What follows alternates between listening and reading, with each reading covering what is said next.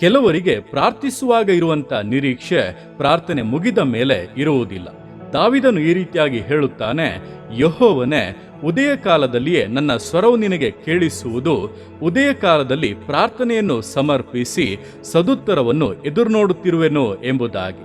ಅಂದ್ರೆ ಪ್ರಾರ್ಥಿಸಿದಂಥ ವಿಷಯಗಳನ್ನ ನೀನು ನೆರವೇರಿಸುತ್ತೀಯ, ನೀನದಕ್ಕೆ ಉತ್ತರವನ್ನ ಕೊಡುತ್ತೀಯ ಎಂಬುದಾಗಿ ನಾನು ನಿರೀಕ್ಷೆಯಿಂದ ಜೀವಿಸುತ್ತಾ ಇರುತ್ತೇನೆಂದು ತನ್ನ ಅನುಭವವನ್ನು ಅವನು ಹೇಳುತ್ತಾ ಇದ್ದಾನೆ.